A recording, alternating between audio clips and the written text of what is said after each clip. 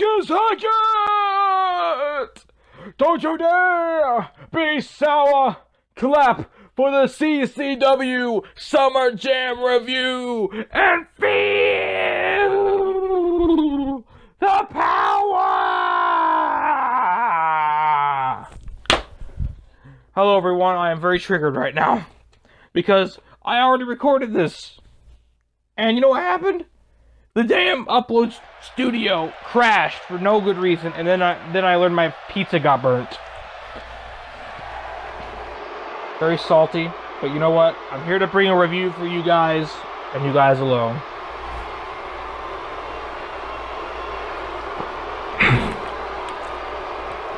Before I begin, though, I want to address a little something. Oh! Daniel Donahue! More like Daniel's annoying you. This here's a message sent by me, the boss, the owner of the man, Rick C. Why are you so dumb? Why are you so dumb? On the last stream that idiot showed up on,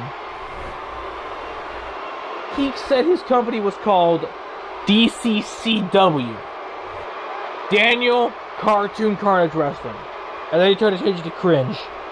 Dude, the first one was copyright infringement. The second one was just plain dumb.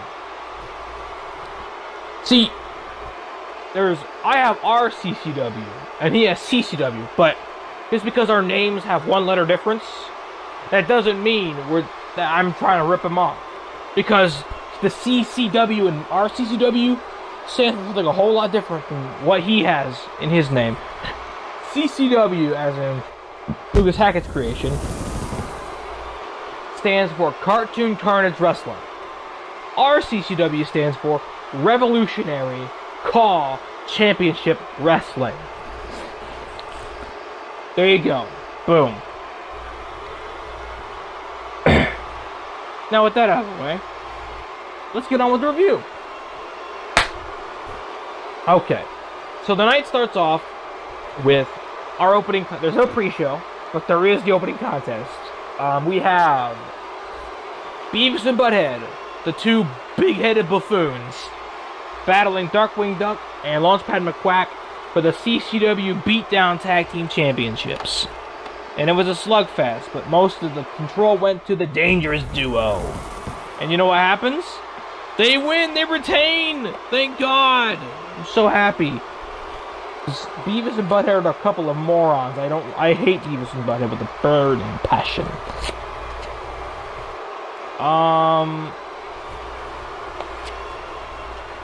Hold up here.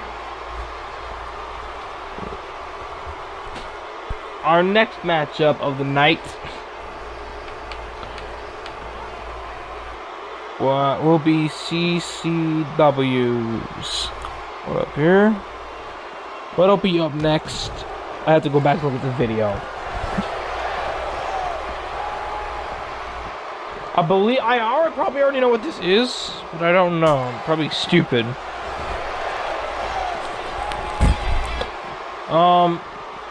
I was right. It was Hopper Cooperkin defending the U.S. title against the Shredder. And Shredder, let's face the facts, people, destroyed Hopper Croakington. He destroyed him, directed him, done near killed him. And, yeah, that's basically what he caught him with the chokeslam and chokeslammed him again. But,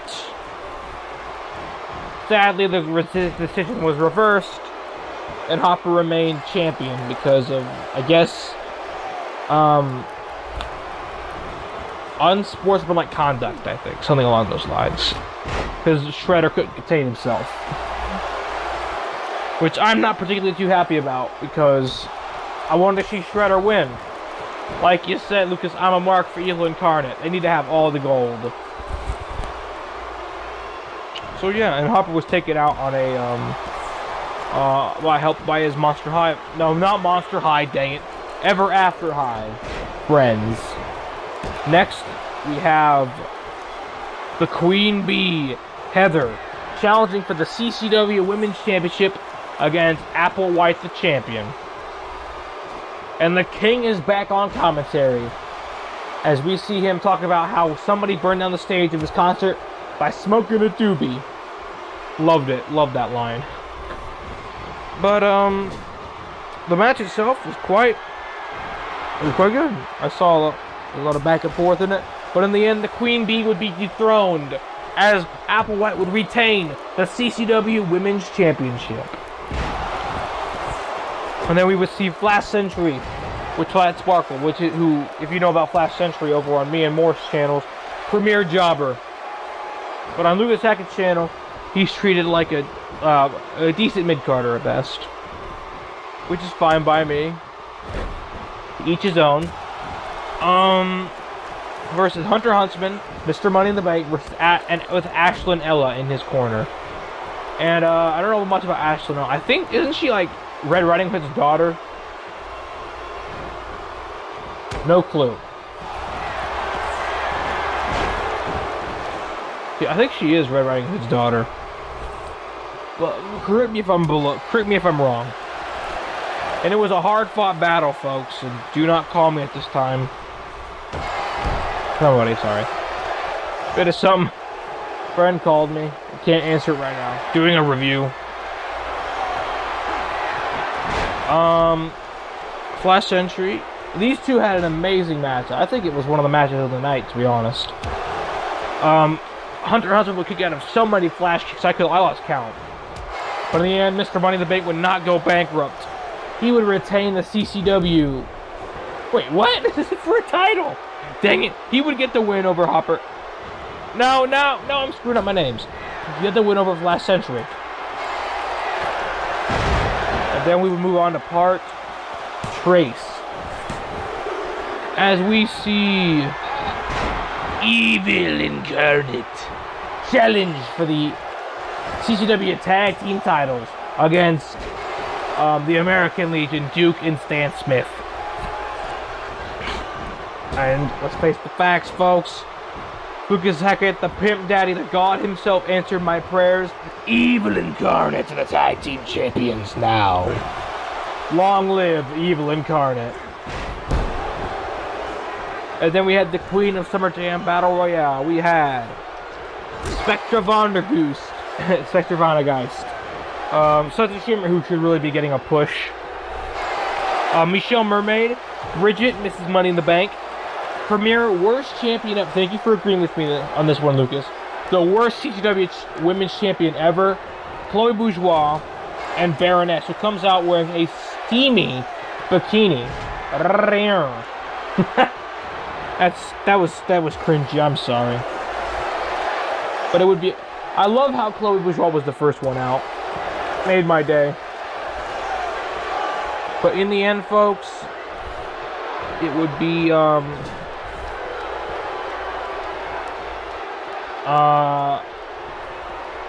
want to say. I'm off focus here, folks. It would be Bridget who won after a brawl with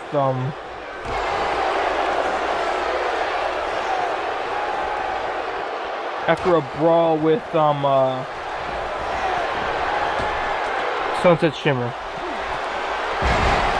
Oh my God! Hold up, did Black Heron actually like my tweet? Eve liked my tweet. I think Black Heron did too. I don't know. It says Alex. I assume that's his real name. But off topic. We need to get back on topic. So, after a hard-fought battle between Sunset and Bridget in the end, unfortunately Sunset would be losing, as Bridget would prove that why she is Mrs. Money in the Bank, and win the Queen of Summer Jam title. No, not the championship, the title, as in, the name, the namesake. You know what I mean. Just shut up. Then we would see the King. I know, Wesley and Woosley. Leave a comment below if you hear this. King. The King of Summer Jam.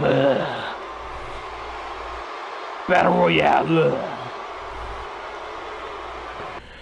as we see multiple of CCW's best, such as the Intercontinental Champion, Karl Luski. I think that was Ben 10 in this?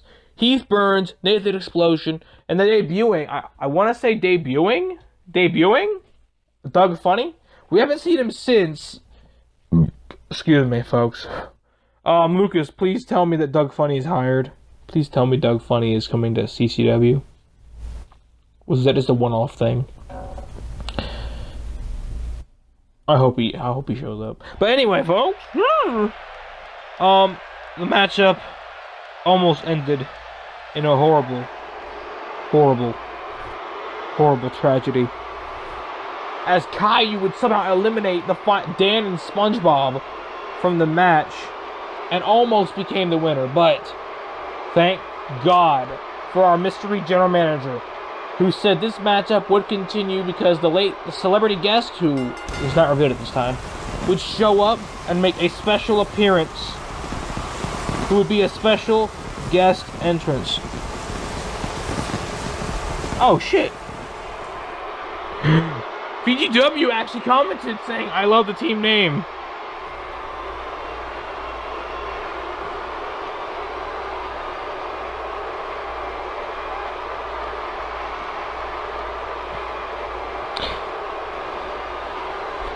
I gotta tell him I actually made up the name of my propane mama.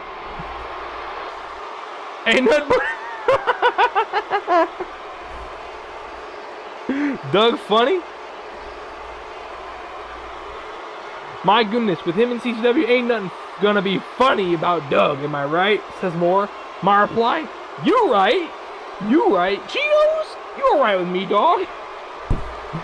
But thank goodness, like I was saying, folks, it almost ended in tragedy, as we almost saw Caillou be crowned king of something. But like I said, the special guest celebrity would enter late, and who would that be? Former Disney Channel star Jake Paul. I thought that was gonna be it, and it wasn't. It was Kevin Quinn. I didn't know who Kevin Quinn was. All I knew that he was from Bunked. But since Lucas Hack likes him, I like him, and he saved Summer Jam. So thank you, Kevin Quinn. And then we would see an amazing contest between Fluttershy and Ladybug for the CCW Women's Beatdown Champion. The championship Chris Barrett Brown should have. I'm never gonna stop using that joke. But this matchup, I'm gonna say it, folks, easily was match of the night. Was one of the matches of the night. It was phenomenal. I loved every minute of it. But in the end, of course, the underdog champion Fluttershy would retain. And then, going to part 5, we would see another show stealer in Duncan challenging for the CCW Revolution Championship, as he would face Eustace Douchebag for the championship in a submission match. The Anaconda Vice versus the Figure 4 leg. This matchup easily is what I would like to call match of the night material. It was phenomenal, folks. But in the end, darkness would fall again, as Eustace Bag's comeback tour would end, as Duncan would win the Revolution Championship. But in that darkness, a ray of light hope, and rain came down, but it was not water. It was Mulan Szechuan sauce, as Lillian Garcia announced that Morty Smith would be cashing in his Money in the Bank, and the King of Szechuan style came in and hit a flying Szechuan Sasha, as I like to call it, to pin Duncan 1, 2, 3 and become the new Revolution Champion. What an underdog win for Morty Smith.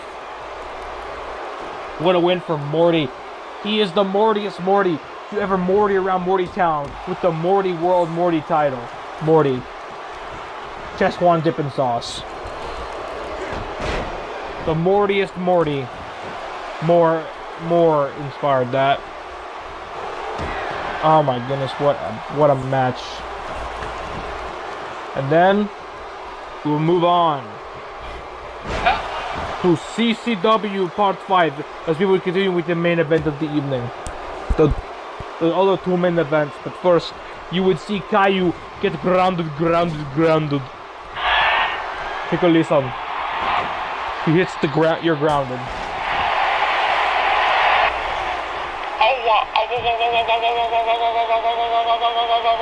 Caillou, how dare you lose to the King of Summer Jam Battle Royal against the ever awesome Kevin Quinn? That's it. You are grounded until Chris Benoit gets inducted into the WWE Hall of Fame. Go to your room right now and never ever come out. Now that's settled. Time to go eat pizza bites and score on hot luscious Brazilian chicks. Damn, Boris is a player, dog. Welcome back to CCW Summer Jam Treason. Let me tell you, folks, what a player Boris is. And, man, Brazilian chicks. Thick, that's all I'm gonna say. But damn. Freaking. Until Chris Benoit gets in the Hall of Fame. You do realize that's not gonna happen with what happened about him. With what happened to him, he's certainly not gonna end up in the Hall of Fame.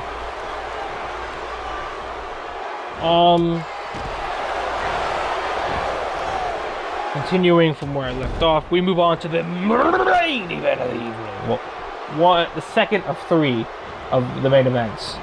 As we see Monty Monogram with Vanessa Doofenshmirtz versus Reggie Mantle. And I'm gonna be dead honest when I say it. God damn it, Reggie Mantle's growing on me. He's growing on me, people. I'm gonna admit it.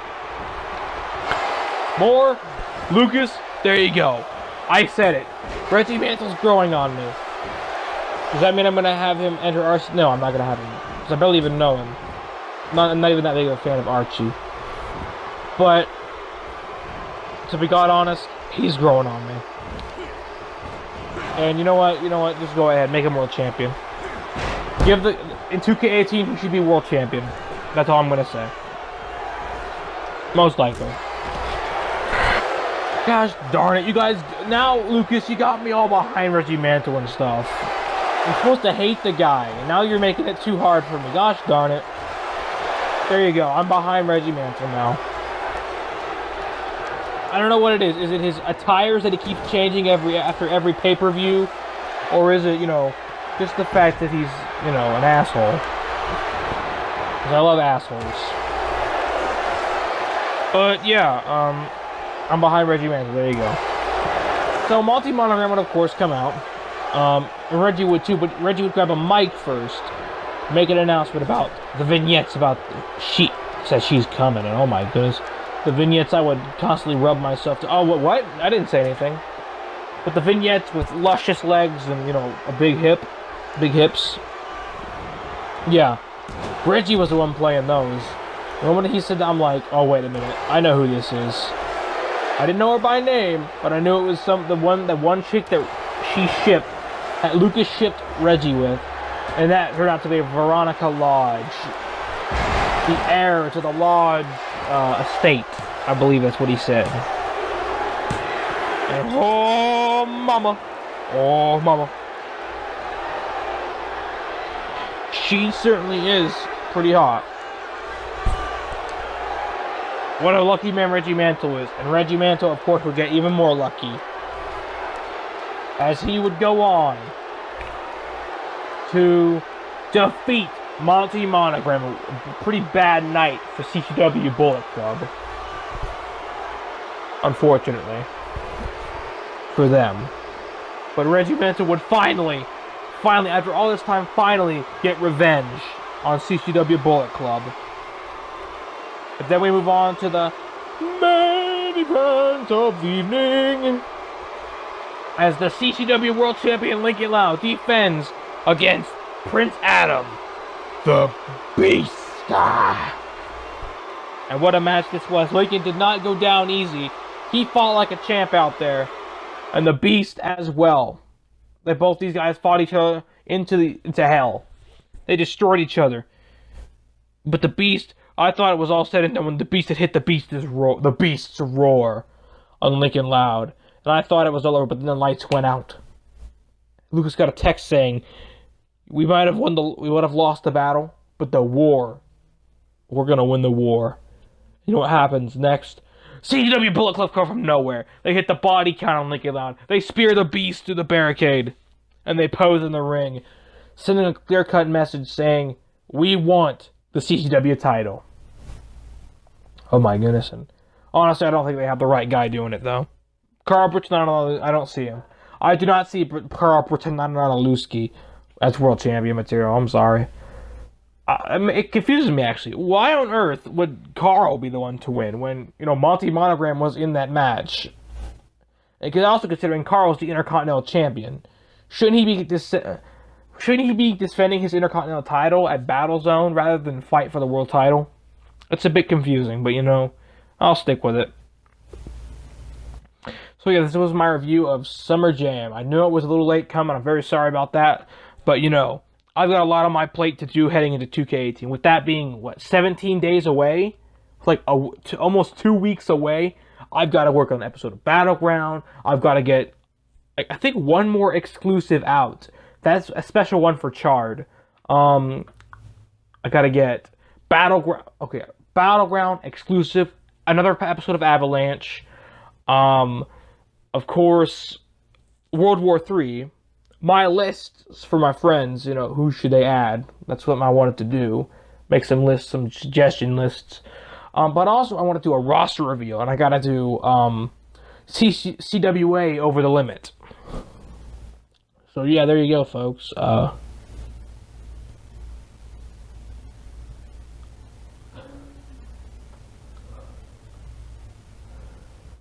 There you go, folks. That's what's gonna happen. I gotta work on but yeah, by the way, also I got everything written out, and I got a few more minutes to talk. Yeah, we got big plans for our CCW. We've got new signees coming 2K18. Oh yeah, I gotta conclude the subscriber warfare tournament. I've got to conclude that before World War III. I gotta do a lot of stuff heading into 2K18. And I gotta do that like I said, the roster reveal. I've been pondering how to do that for months now, weeks now, maybe kind of what TWA did with a roster run like a music video, but that would be record all the entrances and shit. And that is way too much work. That's not worth it. So what I've decided on doing is, how Xbox DVR has the 15 spaces. Well, there's 6-man battle royales. I can just have everyone who's entering our CCW come 2K18 have their entrances be in a battle royale format. I mean, I've already confirmed some stars outside of a video. In videos I mentioned, he's gonna come to 2K18. Ace Marksman, he's obviously coming to 2K18. He's a new assignee. But yeah, I don't feel like there's any really need to do a CWA roster reveal because it's not even been up for that very long, and I was, it's always changing. It's kind of like what RCW started out as. We're, kind of build it up. I'm sure next game there'll be a roster reveal. But yes, ladies and gentlemen, roster reveal should be coming out after World War III because there's going to be some debuts there. There's going to be some debuts at World War III. Just a little heads up. Or, before World War III and after. So, that's when the roster reveal will come out. It will come out in advance before 2K18, and which I'm so freaking hyped for. There'll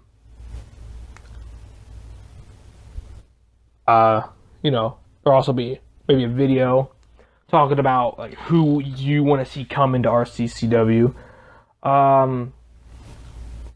It'd be great. I could think about that. The only catch would be I have to know enough about them to add them in, because you cannot just add somebody into your league without knowing a basic amount of them. Naruto, never watched the series before in my life, but I know a basic amount.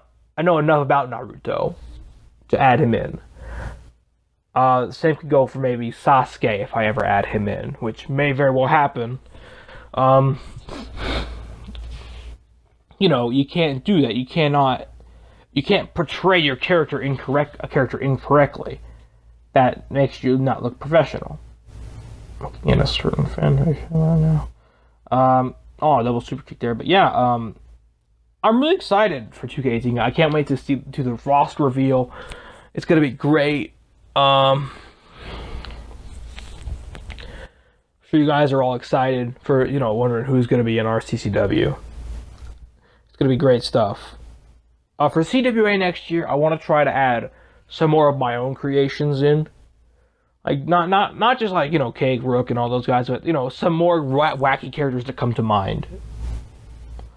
But yeah, basically, like I said, CWA will be on a hiatus for about maybe a couple months, considering, we gotta wait till some people get their characters uploaded and, overall, stuff like that. But we will have Over the Limit before 2K18 comes out. Don't worry. Don't you worry about that. There will be no special match card announcement for that. Because, it's not even that bad. It's probably like a 5-part event. So, yeah, ladies and gentlemen, there's going to be big news coming for RCW. Very excited for 2K18. Very excited that you guys are going to come with us and join us for 2K18. I'm very excited for what Lucas Hackett and possibly more have in store for 2K18, along with some other friends, especially All Call Wrestling. I'm very interested to see if All Call Wrestling will come to 2K18. I'd love to see them come to 2K18. Also, Macau 2K18. A lot of 2K18 YouTubers I'm excited to see come to life. I'm also very excited to help because 2K18, because we have a full roster. We're gonna have more roster space. We're gonna be able to maybe further this LWF invasion stuff in 2K18. There's a certain character who's been asked to come in. We have not been able to find the time for him, but I have said that he will likely come to 2K18. I'm not gonna review who this character is, and if you think don't mention it. Unless, the owner of this character is fine with it. I'm sure you know who you are. I'm sure you know. And I will tell you this. Like I said, 2K18, if he doesn't show up in 2K17, because, we're kind of nearing the end, I got a lot of stuff. I've not planned into 2K18 just yet because of the whole subscriber-made pay-per-view, click-per-view. But you know what? After the subscriber pay-per-view, I'm going to announce it right here. We're going to have Gift of Greed. I've already worked out the whole schedule for all our CPVs. So it's going to be good stuff. Anyway, like I said, I'm very sorry about reviews.